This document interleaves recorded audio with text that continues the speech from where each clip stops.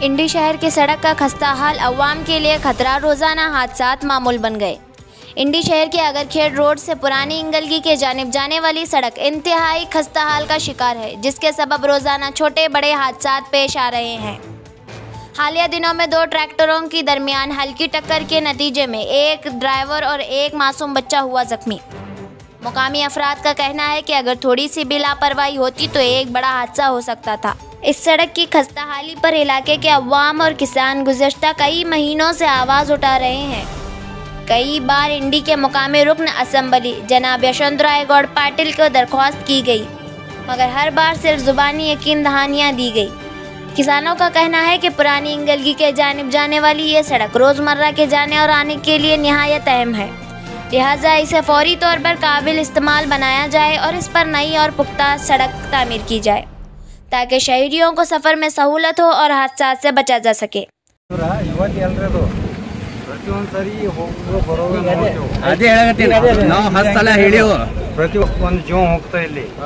But ಇಲ್ಲೊಂದು road break ಆಗಬೇಕು, ಇಲ್ಲೊಂದು ರೋಡ್ ಬ್ರೇಕ್ ಆಗಬೇಕು. ಎಲ್ಲರೂ ನೋಡ್ರಿ, ಎಲ್ಲರೂ ಅವ್ರ ಮನೆಗೆ ಅವ್ರ ಪಗಾರ ಆರಾಮಾಗಿ ಕೊಡ್ತಾರೆ, ಅದು ಏನೋ ತ್ರಾಸಿಲ್ಲ.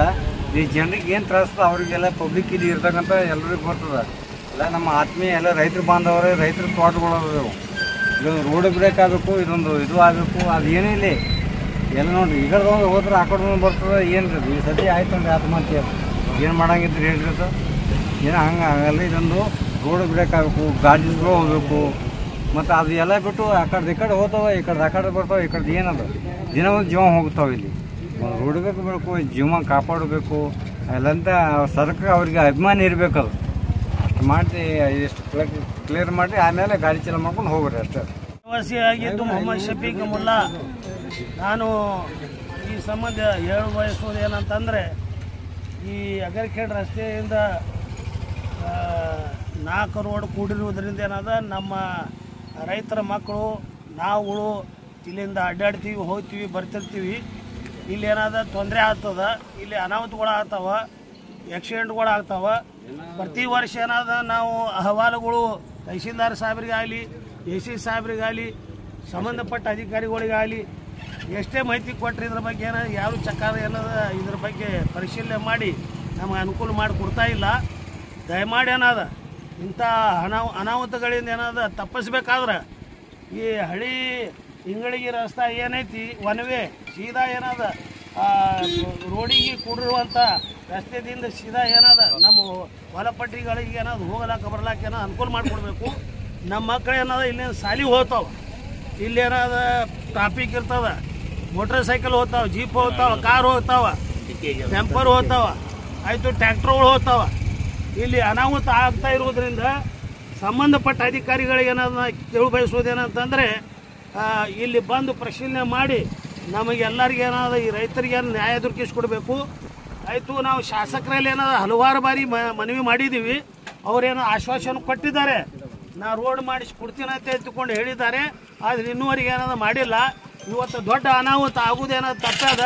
ಮಾಮೂಲಿ ಒಂದು ಸ್ವಲ್ಪ ಏನಾದ್ರು ಒಳಪೆಟ್ಟಾಗಿ ಹುಡುಗಿ ಏನಾದ ದವಾಖಾನೆ ಒಯ್ದು ಸ್ಟೇಟ್ಮೆಂಟ್ ಮಾಡಿಸಿದ್ದೀವಿ. ಮತ್ತೇನಾದ್ರು ಡ್ರೈವರ್ಗಳು ಜಗಳಾಡೋದನ್ನ ಏನಾದ ಬಗೆಹರಿಸಿ ಅವ್ರಿಗೆ ಸಮಾಧಾನ ಹೇಳಿ ಸ್ವಲ್ಪ ಏನಾದ ಹೈಸಿರುವಂಥ ಟ್ರ್ಯಾಕ್ಟರ್ ಮಾಲಕನನ್ನೇನಾದ ಕರೆಸಿ ಆ ಹುಡುಗಿ ಏನಾದ ಪರಿಹಾರ ಏನಾದ ಕೊಡ್ಲಾಕ ಏನಾದ ಆಹ್ವಾನ ಮಾಡಿದ್ದೀವಿ. ಅವ್ರು ಕೊಡ್ಲಾಕ ಒಪ್ಕೊಂಡಾರ. ಇಂಥ ಅನಾಹುತಗಳು ಏನಾದ ಆಗ್ತಾ ಇರ್ತಾವೆ. ದಯಮಾಡಿ ಇದಕ್ಕೆ ಸಂಬಂಧಪಟ್ಟ ಅಧಿಕಾರಿಗಳು ಏನಾದ ಬಂದು ಪರಿಶೀಲನೆ ಮಾಡಿ ನಮಗೆ ನ್ಯಾಯ ದೊರಕಿಸಿಕೊಡ್ಬೇಕು.